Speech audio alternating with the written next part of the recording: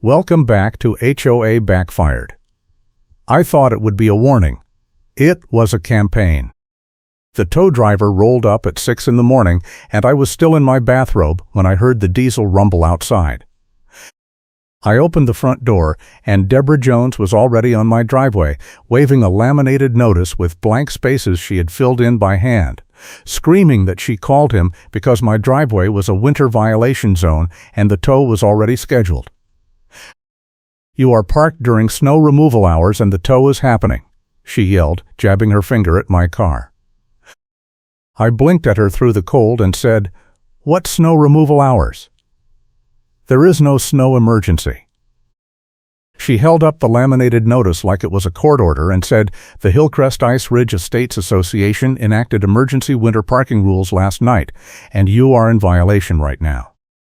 The tow driver stepped out of the cab and started unrolling the winch cable.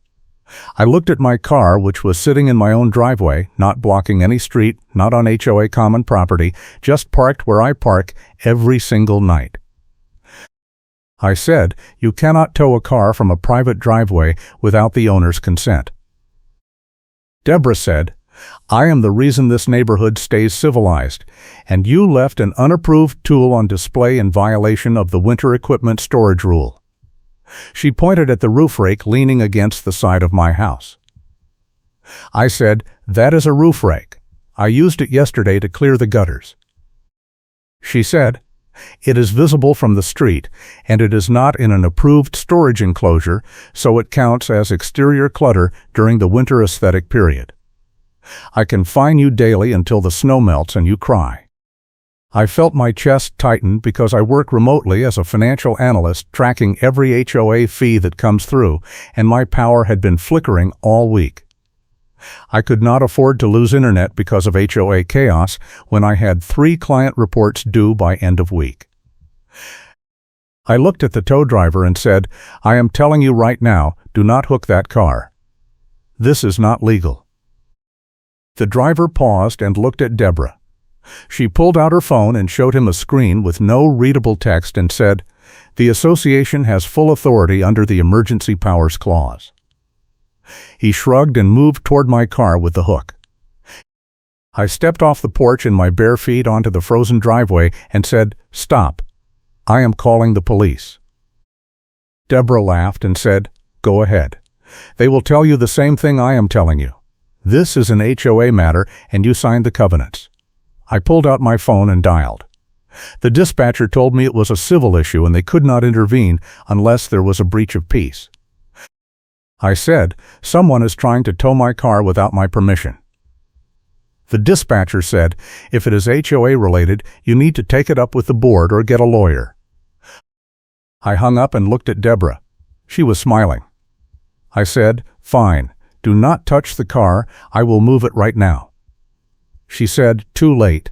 The tow is in progress and you will be billed for the full service call plus storage." I said, "I am not paying for a tow I did not authorize." She said, "Then we will lien your property and the fees will compound daily." I went back inside, threw on jeans and boots, grabbed my keys and came back out. The driver had already hooked the front axle. I said, "Unhook it now or I am recording this and taking it to an attorney." He looked at Deborah again. She said, "Finish the job." I held up my phone and started recording. The driver said, "Lady, I am not getting in the middle of this." He unhooked the car, rolled up the cable, and drove off. Deborah turned to me and said, "You just cost the association $300 for a canceled service call, and I am adding that to your account." I said I did not call the tow. "You did." She said, "You caused the cancellation, so you are liable." I said, "Show me the rule." She held up the laminated notice again and said, "Emergency Powers. Look it up." I went inside and pulled up the HOA portal on my laptop. The portal was full of icy sidewalk photos and accusations, with neighbors blaming each other for not shoveling fast enough or leaving snow piles too close to the street. I searched for any mention of emergency parking rules. Nothing. I searched the meeting minutes. Nothing. I called the management company and got voicemail. I left a message asking for clarification on the emergency powers clause and any votes related to winter parking. 2 hours later, I got an email from Deborah with a PDF attachment. The subject line said, "Winter Violation Notice." I opened it and saw a scanned copy of the laminated notice she had waved at me, now with my address filled in, and a list of violations that included unapproved tool display, driveway clutter, and failure to comply with emergency parking restrictions.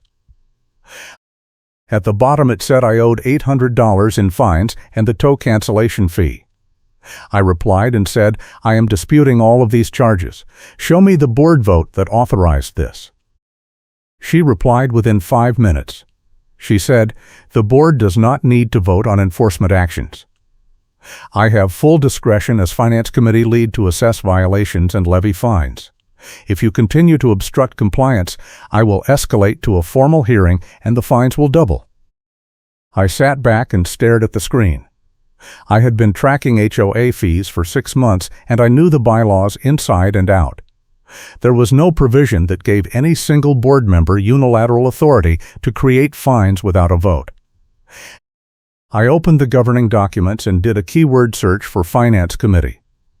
It said the Finance Committee was responsible for budget oversight and reporting, not enforcement.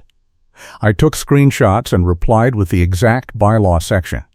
I said, "You do not have enforcement authority. This is outside your role." She did not reply.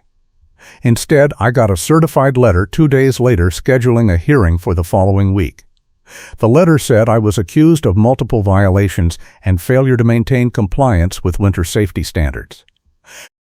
It said the hearing would take place at the community center during a storm day when travel was dangerous. I checked the weather forecast and saw a winter storm warning for that exact day. I called the management company again, and this time I got through to a supervisor. I explained the situation and said, "This hearing is scheduled during a storm warning. That is not reasonable." The supervisor said, "The board sets the hearing schedule. If you cannot attend, you can submit a written statement." I said, "I want to attend. I want to see the evidence."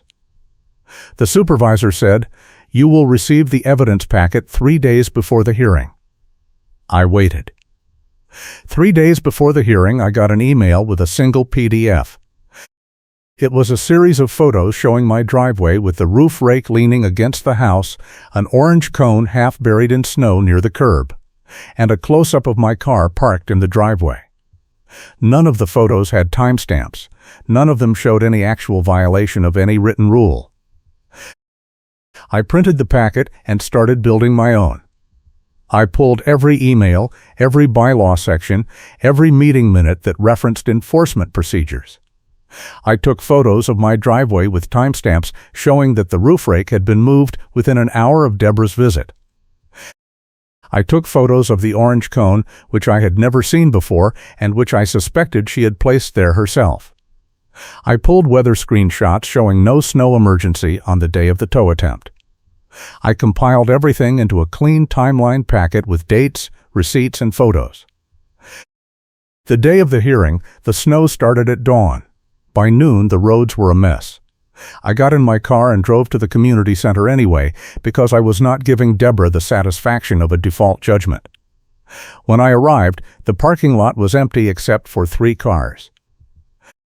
I walked inside and found Deborah sitting at a folding table with 2 other board members I had never met. There was no one else in the room. No other homeowners. No witnesses. Just the 3 of them. Deborah looked up and said, "I am surprised you made it."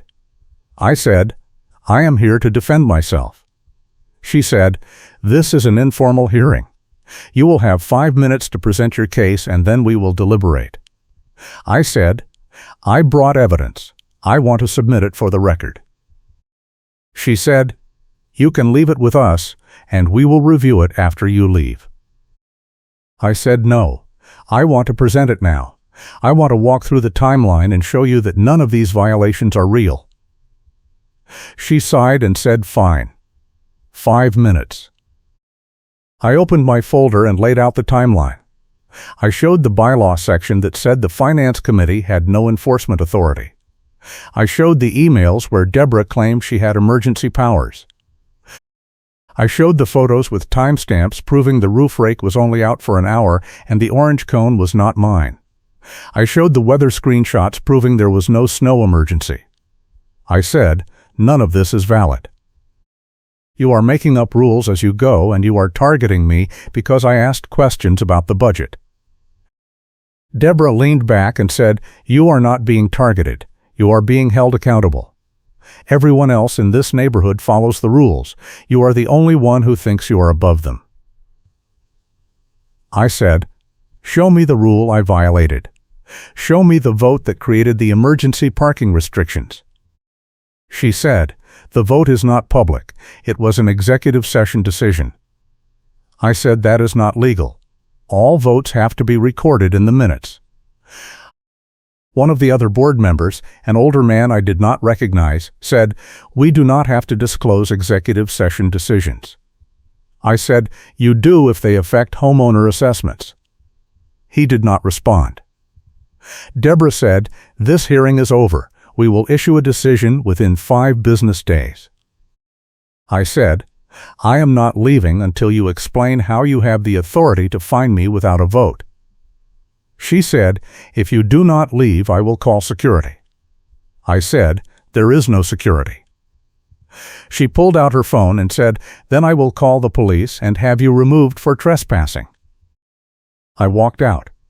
I sat in my car in the parking lot and called an attorney. I got voicemail. I left a message explaining the situation and asking for a consult. Then I sat there and tried to think. I did not play my hand yet, and she thought that meant I had none. I had been sitting on something for weeks, and I was waiting for the right moment. I had found a management company invoice trail showing bogus legal fees were added without authorization. The management company had charged the HOA for attorney consultations that never happened, and Deborah had approved the payments without board review. I had pulled the invoices from the quarterly reports and cross-referenced them with the attorney's public billing records. The dates did not match. The amounts did not match. Someone was skimming. I had not said anything yet because I wanted to be sure. I wanted to have every piece locked down before I made the accusation. But now I was running out of time. If Deborah pushed through these fines, she could lien my property and I would be stuck in a legal fight that could take months. I needed to move faster. I drove home and emailed the invoice packet to every homeowner in the association. I used the directory from the HOA portal and sent it as a mass email with the subject line, Urgent, Unauthorized Legal Fees. I wrote a short message explaining what I had found and asking everyone to review the attachments before the next board meeting. I said, these fees were never voted on and they do not match the attorney's records. Someone needs to answer for this. Within an hour, my phone started buzzing. Neighbors I had never spoken to were calling and texting, asking if the email was real. I said yes. I said I had the receipts and I was happy to share them with anyone who wanted to see the full breakdown. By that evening, the HOA portal was exploding. People were posting screenshots of the invoices and demanding answers. Someone started a thread calling for Deborah's removal. Someone else said they had suspected financial mismanagement for months, but did not have proof. Deborah posted a reply at midnight. She said, this is a coordinated attack by a disgruntled homeowner who is facing legitimate enforcement actions. The invoices in question are part of routine legal oversight and have been reviewed by the management company. Anyone spreading false information will be subject to defamation claims. I replied immediately and said, I am happy to provide the attorney's billing records to anyone who asks. Let's compare line by line. She did not reply again. The next morning, I got a call from the management company supervisor. He said, we need to meet.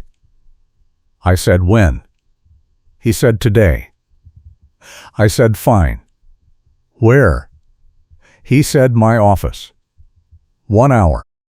I drove to the management company office and found the supervisor waiting in a conference room with a folder in front of him. He looked tired. He said, "I reviewed your email. I reviewed the invoices. I spoke to the attorney." He said, "You are right. The charges do not match."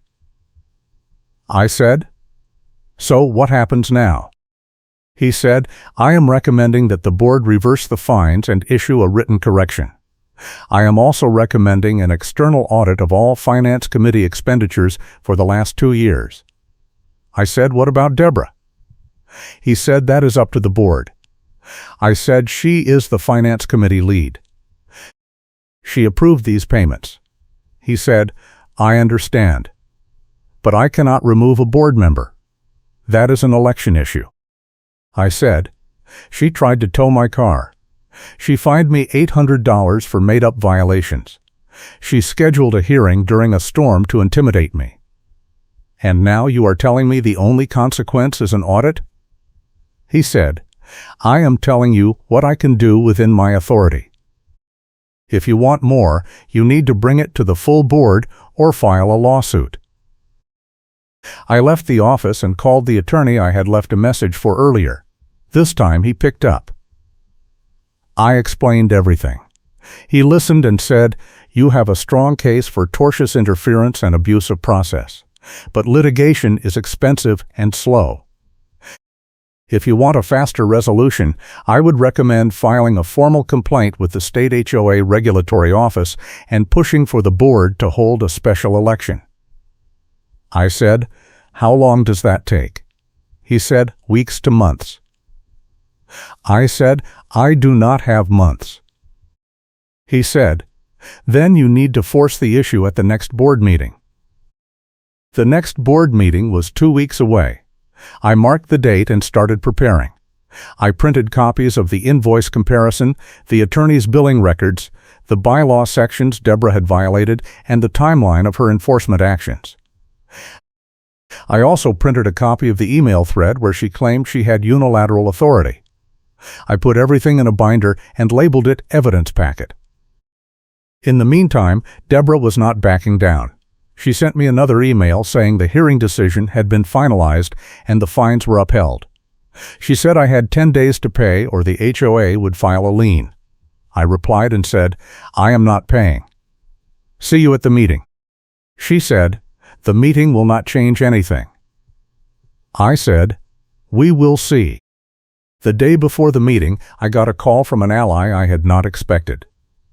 His name was Marcus, and he was a gate vendor technician who serviced the neighborhood entrance system. He said, "I heard what is going on with Deborah." I said, "How?" He said, "I work with a lot of HOAs and I hear things." He said, "I pulled the access logs for the gate system. I can see every time someone used a board access code to override the gate or enter the maintenance area. Deborah has been using her code at weird times. Late at night, early in the morning, sometimes when there is no board business scheduled." I said, "Can you print those logs?" He said, "I already did. I will bring them to the meeting." I did not know what the logs would show, but I trusted Marcus. He had no reason to lie, and he had helped other homeowners in the past when the board tried to overcharge for gate repairs. I said, "Thank you." He said, "No problem. Someone needs to stand up to her." The night before the meeting, I got one more surprise.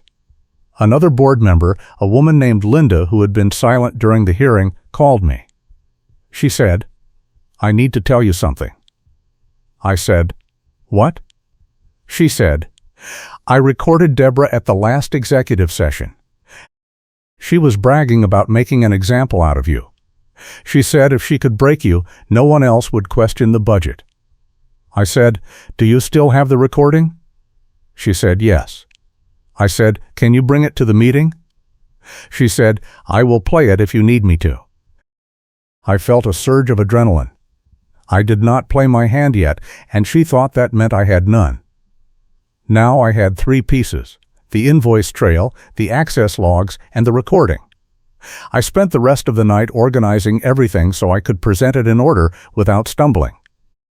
I practiced my talking points in front of the mirror. I wanted to be calm, clear, and devastating. The next evening, I drove to the community center for the meeting. The parking lot was packed. I counted at least 30 cars. When I walked inside, the room was standing room only. Neighbors I had never spoken to were lined up along the walls. The board sat at the front table, and Deborah was in the center, looking confident. She saw me and smirked. The meeting started with routine business. Budget updates, committee reports, nothing interesting. Then the board opened the floor for homeowner comments. I raised my hand. Deborah said, "You will have 3 minutes." I said, "I need more than 3 minutes." She said, "3 minutes is the rule." I said, "Fine." I walked to the front and set my binder on the podium. I opened it and said, "I am here to address the fines that were levied against me and the financial mismanagement that I discovered while reviewing HOA records." Deborah interrupted and said, "This is not the time for personal grievances." I said, "This is not personal. This affects everyone in this room." She said, "You have 2.5 minutes left." I said, "Then I will talk fast." If you are enjoying this HOA chaos, hit that like button and subscribe for more neighborhood drama stories. I pulled out the invoice comparison and held it up. I said, "The HOA has been charged for legal consultations that never happened. I have the management company invoices and I have the attorney's billing records. They do not match. Someone approved payments for work that was never done." Deborah stood up and said, "That is a lie." I said, "Here are the documents. Anyone can review them after the meeting." She said, "Those documents are confidential." I said, "They are not. They are part of the quarterly financial report that is supposed to be available to all homeowners." The room erupted. People were shouting questions. Someone yelled, "How much money are we talking about?"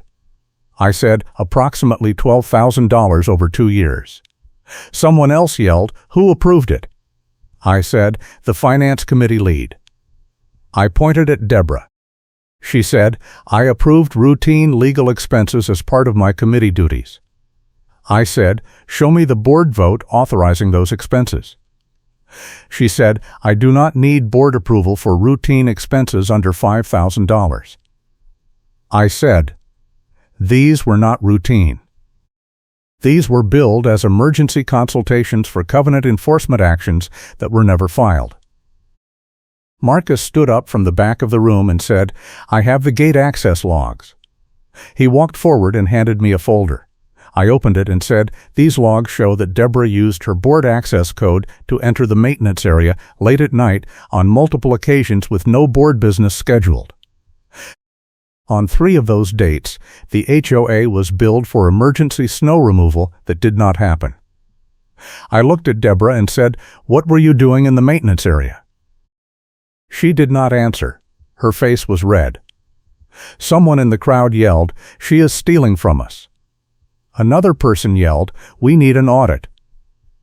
Deborah said, "This is a witch hunt." I said, "No. This is accountability." Linda stood up and said, "I have something to add." She pulled out her phone and said, "I recorded the last executive session."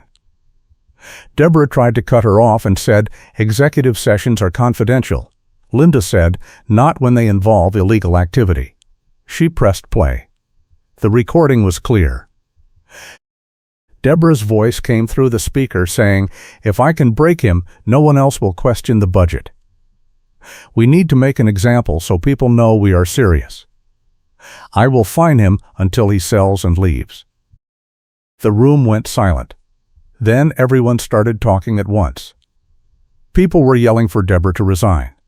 Someone called for a vote of no confidence. Deborah stood up and said, "I am not resigning. This is a coordinated attack by someone who could not follow the rules." I said, "You tried to tow my car from my own driveway.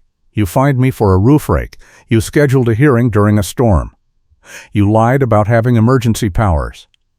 And now we know you have been approving fake invoices and using your access code to cover it up. How is any of that following the rules?" She did not have an answer. She grabbed her coat and walked out. The other board members sat there looking stunned. The meeting fell apart after that. People were demanding answers, and the board had none. The vice president said they would schedule an emergency meeting to review the evidence and determine next steps. I said, I want the fines reversed immediately. He said, we will address it at the emergency meeting. I said, no, tonight. He looked around the room and saw everyone staring at him. He said, fine. The fines are reversed pending a full investigation. I left the meeting feeling like I had just won a small war. But it was not over yet. The board scheduled the emergency meeting for the following week, and this time the management company sent their regional supervisor. He brought an external auditor who had already reviewed the invoices I had sent. The auditor confirmed that the charges were fraudulent and recommended that the HOA file a police report. The board voted to remove Deborah from the finance committee and refer the matter to law enforcement. A week later, I got a call from the police. They wanted to interview me about the financial records. I met with a detective and walked him through the invoice trail. He said they were opening an investigation and I might be called to testify if charges were filed. I said I was happy to cooperate. He said, you did the right thing. A lot of people would have just paid the fines and moved on. I said, I could not afford to do that. He said, most people cannot. The final piece came together at the gate vendor van 2 weeks later. Marcus called me and said, I am meeting with the HOA to go over the access logs. Do you want to be there? I said yes. I drove to the gate entrance and found Marcus standing next to his van with a laptop open. The regional supervisor was there, along with 2 new board members who had been elected after Deborah's removal. Marcus pulled up the logs and pointed to a series of entries. He said, Deborah used her code to enter the maintenance area on these dates. On each date, she filed a work order for emergency snow removal, and the HOA was billed $300. But the plow contractor has no record of being called. I checked with him directly. The supervisor said, so she was billing the HOA for work that never happened and pocketing the money? Marcus said, that is what it looks like. The supervisor turned to me and said, this changes everything. If she was defrauding the association, we have grounds for a civil suit and possible criminal charges. I said, what does that mean for the rest of us? He said it means the board is going to pursue full restitution, and the management company is going to cooperate with law enforcement. A week after that, the police arrested Deborah. The local news picked up the story. The headline said, HOA board member charged with fraud after homeowner exposes fake invoices. I got calls from neighbors thanking me. I got calls from other HOAs asking how I had built the case. I got a call from the attorney I had consulted, who said I should consider filing a civil suit for the harassment and the attempted tow. I said I would think about it. The board held a special meeting to address the fallout. They voted to hire a new management company and conduct a full forensic audit of all HOA finances for the past 3 years. They also voted to revise the enforcement procedures so that no single board member could levy fines without a vote.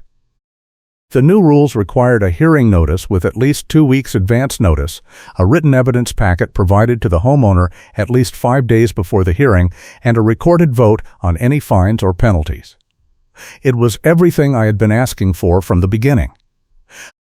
But the biggest consequence came from the tow vendor. After I sent them a copy of the evidence packet showing that Deborah had called the tow without authorization and lied about an emergency, they canceled the HOA contract and refunded every charge from the crackdown. They said they did not want to be associated with fraudulent enforcement actions.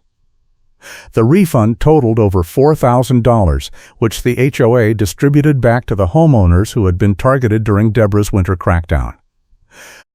I got my $800 back, plus an apology letter from the new board president. The plow contractor showdown happened a few days later when the supervisor showed call logs and Karen started backpedaling in front of witnesses. She had called the contractor and claimed the HOA needed emergency service, then billed the association for the work. But the contractor had no record of completing the work because the weather had not been severe enough to trigger the contract. The supervisor said the contractor was considering a fraud complaint of their own. Deborah tried to argue that it was a miscommunication, but the logs were clear. She had ordered service that was never delivered and then approved payment anyway. I also had a city counter confrontation where I proved the rule was misquoted in writing. Deborah had cited a city ordinance about snow removal that did not exist. I went to the city clerk's office and pulled the actual ordinance, which said property owners were responsible for clearing sidewalks within 24 hours of a snowfall. It said nothing about driveways, nothing about roof rakes, and nothing about parking restrictions. I brought a copy to the next board meeting and submitted it for the record.